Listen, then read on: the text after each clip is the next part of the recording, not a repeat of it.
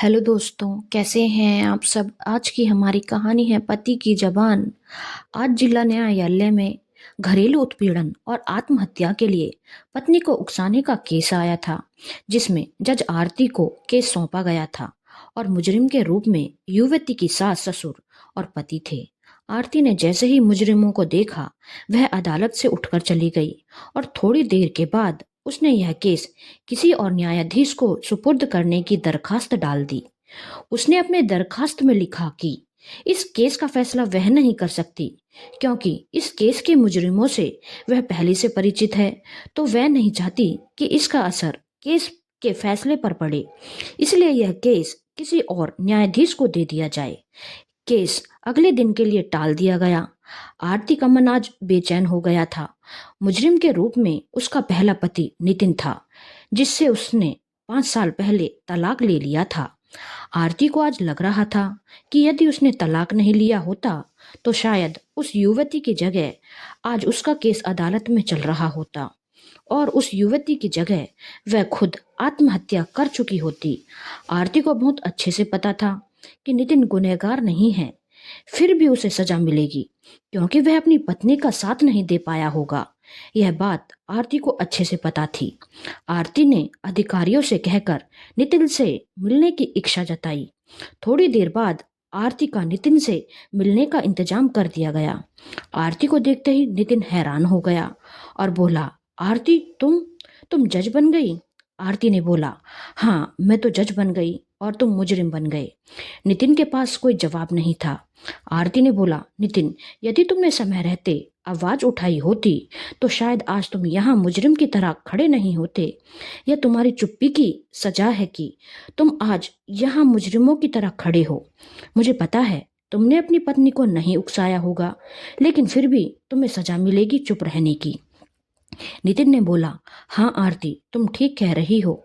यह मेरी चुप्पी की ही सजा है और मेरी वजह से एक मासूम की जान चली गई, जो कि बदकिस्मती से मेरी पत्नी थी। मैं उसका थोड़ा भी साथ नहीं दे पाया। मेरी तो जिंदगी बर्बाद हुई ही, साथ ही मेरे बच्चे की भी जिंदगी बर्बाद हो गई और मेरी पत्नी को तो यह दुनिया छोड़कर जाना पड़ा, वह भी बिना किसी कसूर के। उसका कसूर सिर्फ इतना था कि वह एक ऐसे पुरुष की पत्नी थी जो कभी भी अपनी पत्नी के लिए अपने माँ बाप के आगे आवाज नहीं उठा पाया।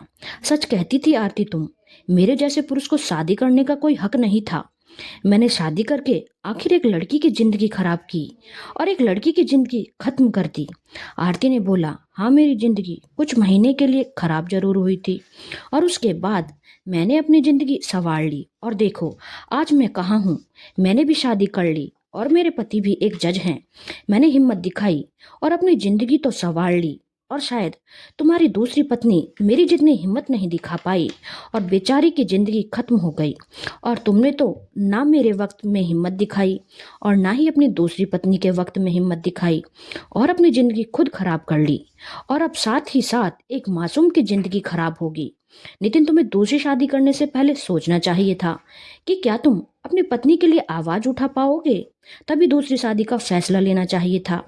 आरती ने बोला, मैं भगवान से दुआ करूंगी कि तुम्हें कम से कम सजा हो, लेकिन सजा तो तुम्हें जरूर होगी, क्योंकि तुमने अपनी पत्नी के लिए कोई कड़े कदम नहीं उठाए और आखिरकार उसकी जान चली गई। आखिर एक माँ बाप से उनकी बेटी छीनी है, वे कैसे तुम्हें छोड़ देंगे। लेकिन हाँ, मैं साथ ही साथ भगवान से यह भी दुआ करूंगी कि तुम्हारे माँ बाप को फांसी से कम सजा ना हो, क्योंकि वह इसी के लायक हैं। और यह मैं एक जज के रूप में नहीं, एक औरत के रूप में बोल रही हूँ, क्योंकि मैं उनको बहुत अच्छे से जानती हूँ और बहुत नजदीक से देखा है उन्हें। वह इंसान के रूप में नर पिशाच हैं और उन्हें फांसी से कम कोई भी सजा मिलनी नहीं चाहिए। नितिन के पास आरती की बातों का कोई जवाब नहीं था। आरती अपने घर आ चुकी थी। आज उसका मन बहुत बेचैन हो रहा था। वह अपनी कल्पनाओं में आज से 7 साल पहले चली गई, जब उसका विवाह नितिन से हुआ था। कितने अरमान लेकर वह ससुराल पहुंची थी। विवाह के वक्त वह प्रतियोगी परीक्षाओं की तैयारी कर रही थी। उसने लॉ किया हुआ था।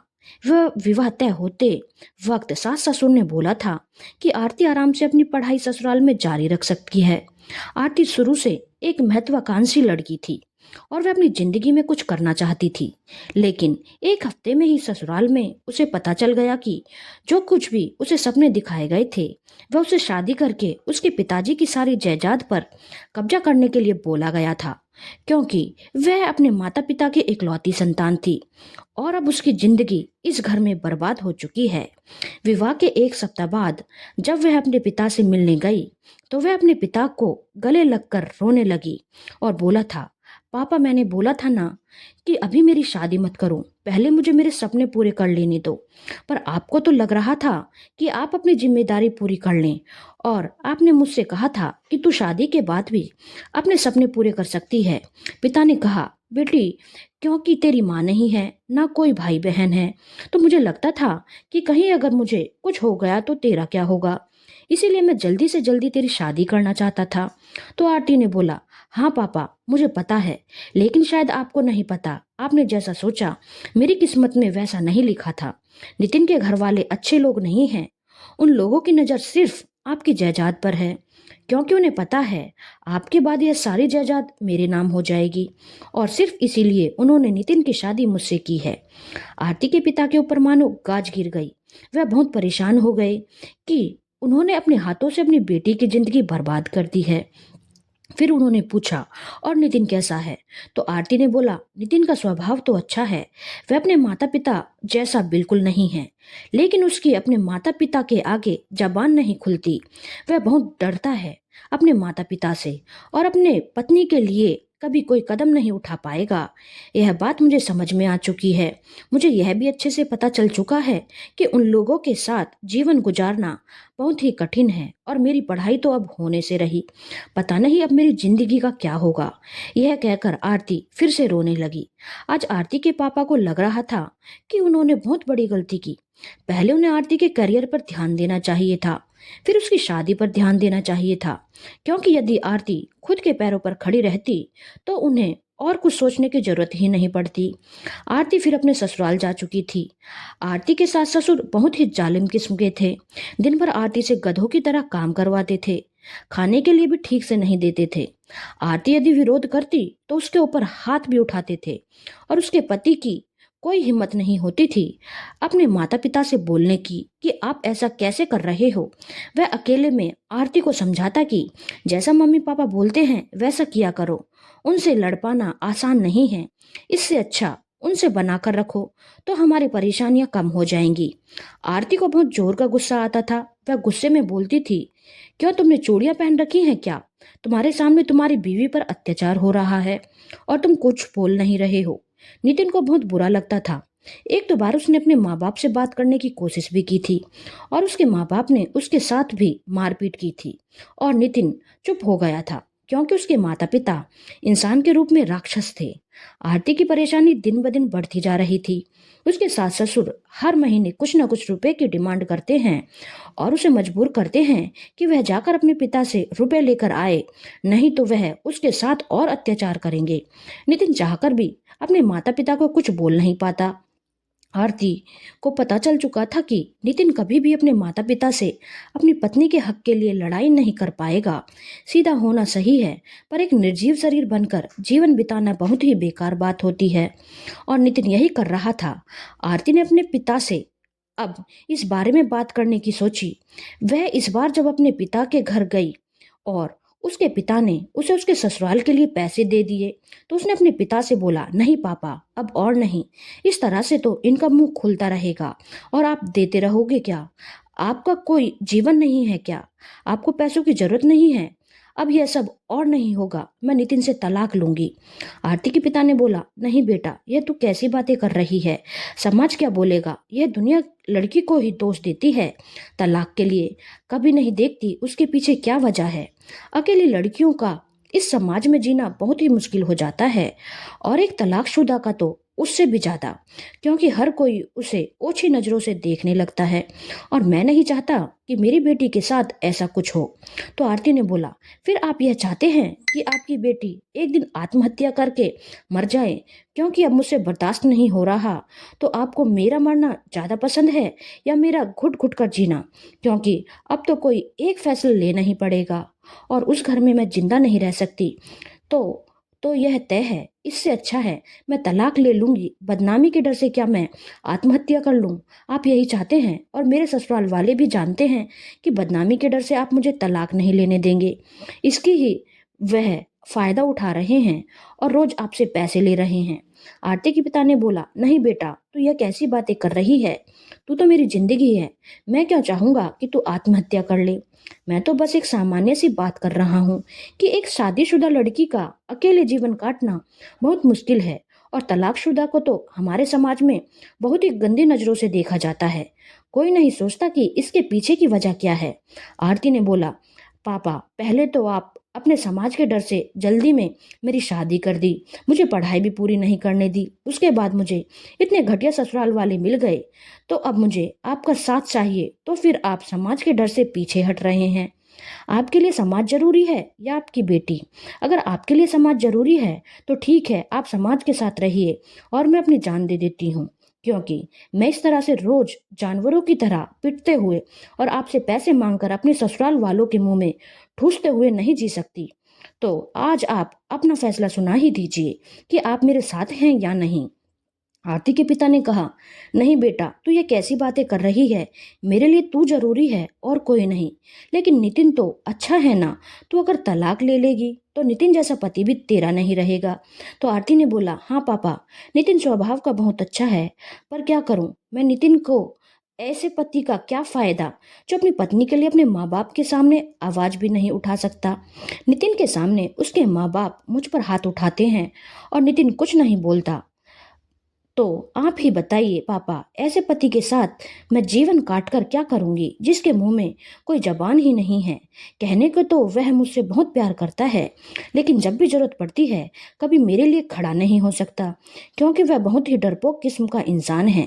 उसकी हिम्मत ही नहीं अपने माता पिता के आगे जबान खोलने की, और इतना डरपोक है कि अगर कभी उसने जबान खोली है तो उसके माता पिता उस पर ही हाथ उठा देते हैं और वह उसका विरोध भी नहीं कर पाता। तो बताइए, ऐसे अच्छे पति के साथ रहकर मैं क्या करूंगी जो कभी भी मेरा साथ नहीं दे पाएगा? यह सब सुनकर आरती के पिता ने बोला, ठीक है बेटा, जैसा तुझे ठीक लगे। मैं हर कदम पर तेरे साथ हूँ। तेरे सिवा मेरा इस दुनिया में है ही कौन?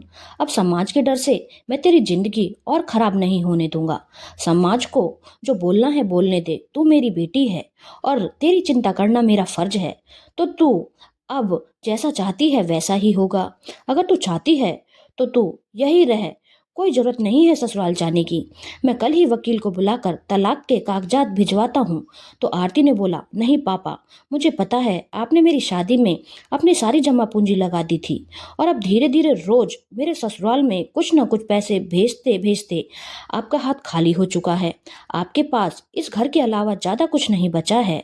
अगर अभी आपने वकील को बुलाया तो आपके पास उसे देने के लिए भी पैसे नहीं होंगे, क्योंकि आपने अपने काफी पैसे मेरे ससुराल वालों के मुंह में ठूस दिए हैं और मेरे काफी जेवर भी मेरे ससुराल में पड़े हैं।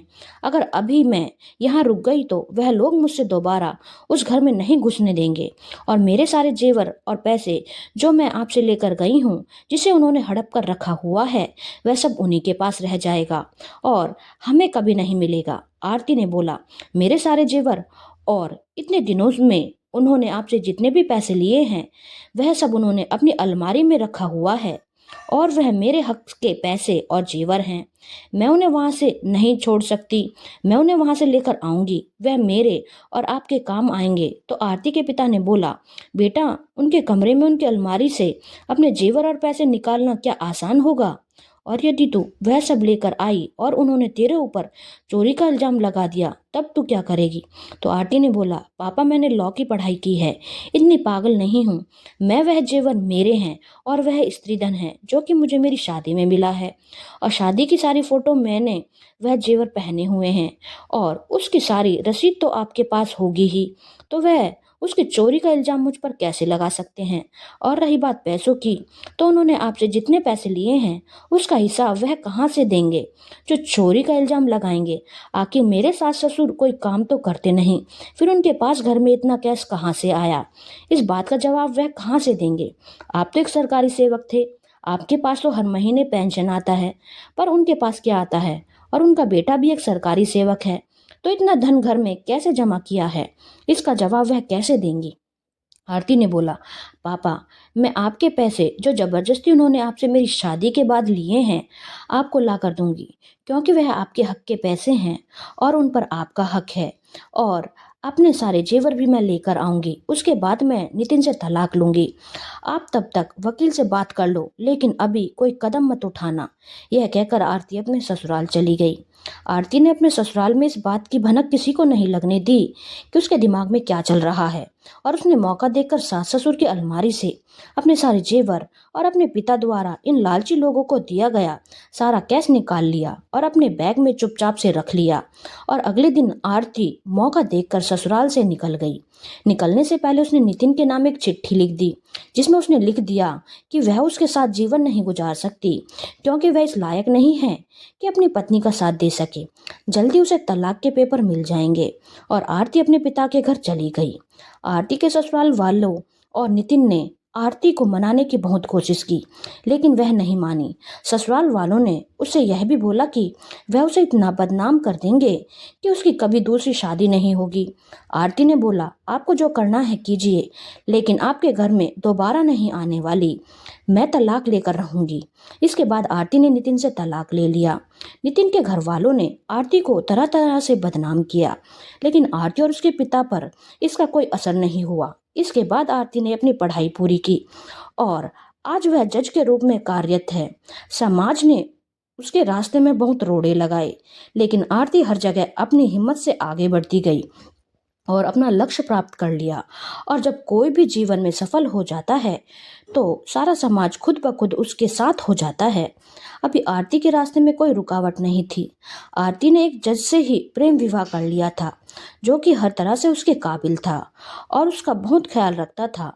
आरती ने समय रहते एक बड़ा फैसला लिया था, जिसमें उसके पिता ने उसका साथ दिया, तो आज आरती की जिंदगी संवर गई थी। उधर नितिन ने भी दूसरी शादी कर ली और अपनी आदत के अनुसार अपनी पत्नी का साथ नहीं दे पाया, और संभव है कि उसकी पत्नी के मायके वालों ने भी उसका साथ नहीं दिया होगा। इस वजह से आज उसकी पत्नी को आत्महत्या करनी पड़ी, जिसका केस आज आरती की अदालत में आया था। आरती को आज लग रहा था कि यदि उस वक्त उसने यह बड़ा फैसला नहीं किया होता तो उसकी जगह वह खुद इस दुनिया में नहीं होती। आरती कोर्ट से सीधे अपने पापा के घर चली गई। आज वह पापा को बताना चाहती थी कि पापा, हमारा फैसला कितना सही था और हम कितनी बड़ी मुसीबत से बच गए। धन्यवाद दोस्तों।